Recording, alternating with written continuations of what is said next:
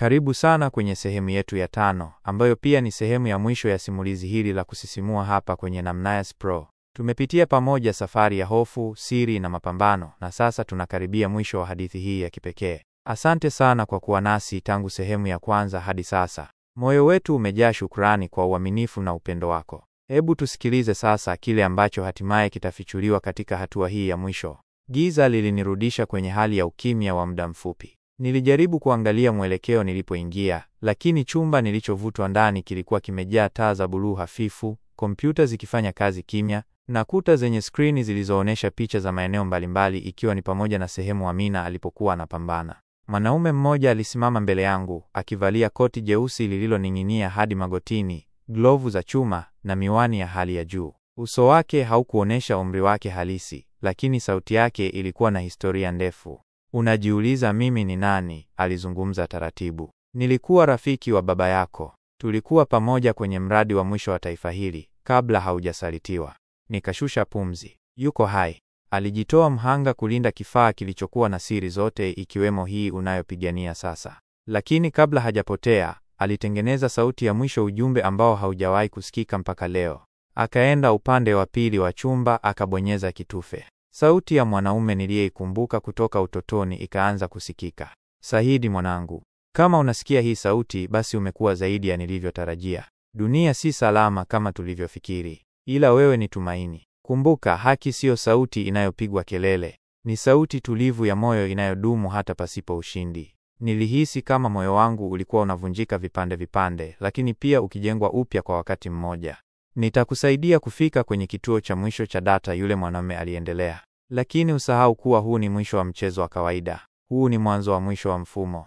Tulitoka haraka kupitia njia za chini ya ardhi, njia zilizokuwa zimefungwa kwa miongo miwili. Nilijikuta nikitembea kwenye historia iliyofichwa, kwenye uwanja wa mapambano wa zamani, ambao sasa ulikuwa uwanja wa tumaini.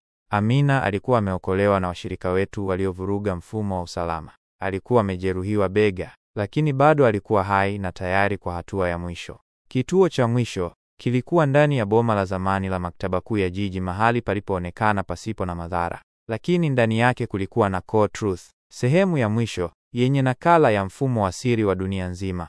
Tulipoingia, tulikuta jenereta likianza kuchemka.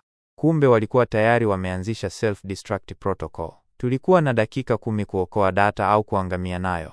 Amina alikaa kwenye kitufe cha kudhibiti mfumo. Mimi niliweka kifaa cha nje cha kuhamisha taarifa. Wakati huo huo, kamera zikaonesha vikosi vya usalama vikikaribia.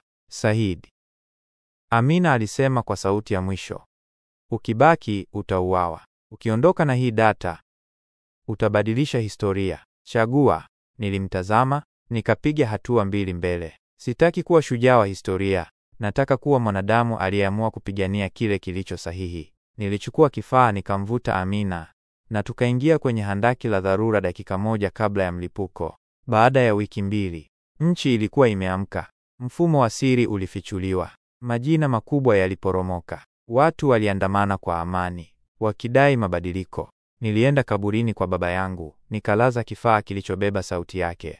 Nimekuelewa baba, ulikuwa sahihi. Amina alinisimama pembeni, jicho lake likiwa na ukimya wenye maana. Sasa nini kifuatacho? Nikatazama anga, jua likiwa linachomoza. Tunaandika historia mpya.